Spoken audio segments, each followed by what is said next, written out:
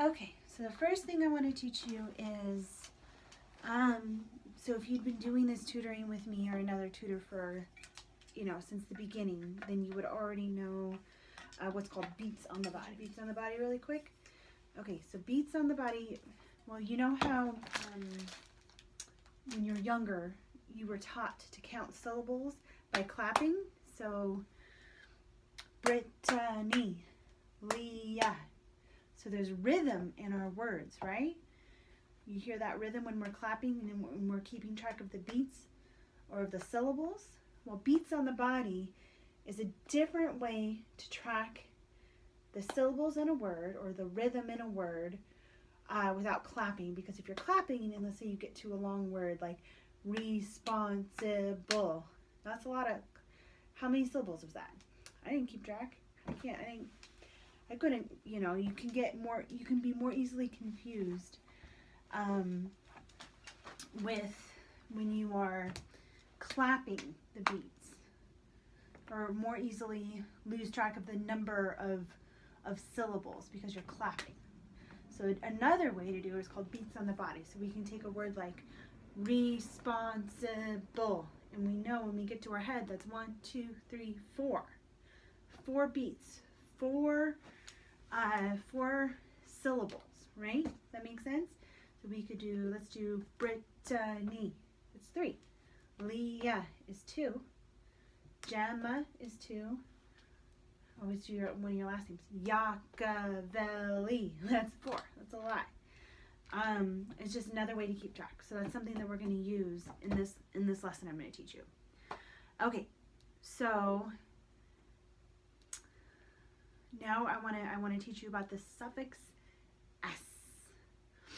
So we add the suffix s to 2 different kinds of words to change, and when we add the suffix, it changes the meaning of the word.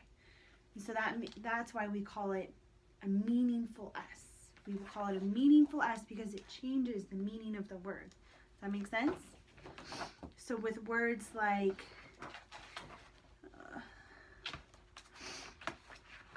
okay, so, and do you know the 2 ways that when you add s to a word, how it changes its meaning? You're right, it makes it plural, so more than one, and so we have a sign for that. Ready? More than one, plural, many. So we could say girls, books, cows, means many, more than one. The other way it changes the meaning of a word.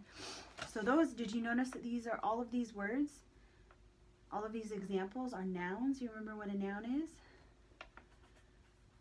Person, place, or thing.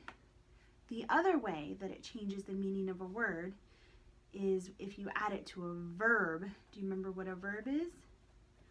Jumps, kicks, reads. Right, a verb is an action word, when you're doing something. So you can jump, or you could say Leah jumps on the trampoline. And so when you add an s suffix to a verb, then that means it's happening now. So jumps, she jumps. Leah jumps on the trampoline, that means she's jumping right now. Ing also means right now. Kicks the soccer ball, that means, I think Gemma was playing soccer, so it means she's kicking the soccer ball right now. Can you do right now with me? Good job. Reads, I know you love to read. So Leah reads books every day, right? That probably doesn't work. Leah reads her book right now. Read her book, you would say. That would make more sense. Yeah, read is not a good one. I'm going to change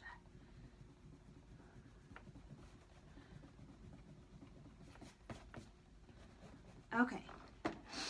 So you might notice that sometimes, if you're listening carefully, that sometimes at the end of a word with the suffix s, sometimes you hear s, sometimes you hear z. I'm not going to get into that too much because you didn't do foundations, but there's a linguistics reason for that. So I think we're going to move on. I want to teach you. So do you know how some words, when you end them with an S suffix, they actually sound as, like kisses, buzzes, fishes? Why do you think that is? Well, let's experiment. If we were to add another S, if you want to make kiss plural, there'd be 3 S's. And how would you know? How would you know that it's plural? Because it's just the same sound continuing. It doesn't make, that wouldn't make any sense. Same with, and then with these other, and this is also a linguistics reason, is these other sounds. So if you notice z, sh, x, ch, what do you notice about all those sounds as far as where they are in your mouth? That's right, they're all at the front of the mouth. And so is s. So it's too hard for our mouths to go from like a z sound to a s sound. So we add an E. So it's instead of buzz, because that's, you can't even hear it. You can't even hear the difference. You can't even hear the suffix. And so then it makes it useless. So we add ES instead of just S. So it's buzzes, fishes, foxes, patches, kisses. Does that make sense? So that's how you know. And so these are all the letters. If a word ends in any of these letters or sounds, and you don't even have to memorize it, because you just think like that sound, where is it in your mouth? It's at the front of your mouth, just like the S sound. And when it's at the front of the mouth, your mouth cannot, it cannot do both those sounds at the same time and have it make sense and work. And so that's true of all these sounds at the ends of these words. Ch, x, sh, z, s. So that's why we add the S. Okay, do you want to hear a fun story? All right, here you go. What if this is a fun story to help you remember when to add ES instead of S, just S. So what if your mom and dad went out to dinner and they left Gemma in charge? Gemma was in charge of you and got to tell you what to do. You think that'd go well? Think you'd do what she said? Probably not, right? She's your little sister. Yeah, I know. I think so too. But imagine if Gemma had a bodyguard, like a big, strong bodyguard, and his name was Edgar. And what if everywhere that Gemma went, Edgar, her big, strong bodyguard, was with her? And so when she was in charge, she was telling you what to do, and Edgar was standing right next to her. Do you think you'd do what she said? I think so. I think so. So the E for ES, that E is for Edgar, the bodyguard. So that's our story. Okay.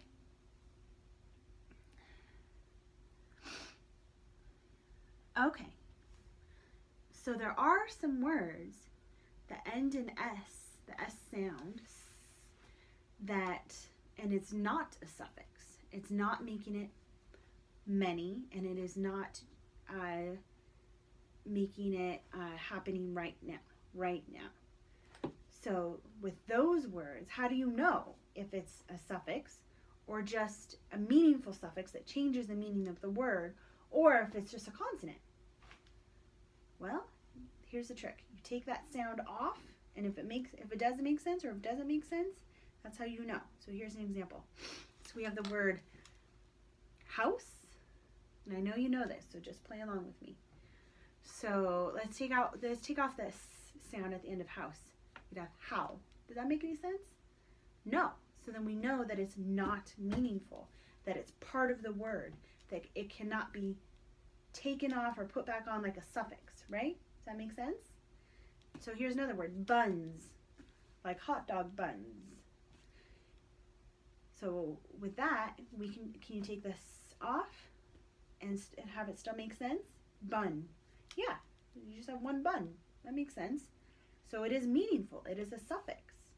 And that is your trick for trying to decide if it's meaningful or not. That makes and how to spell it and use that in your spelling choices. So now we're going to do a spell sort. So let me show you this on this page back here. Not that page.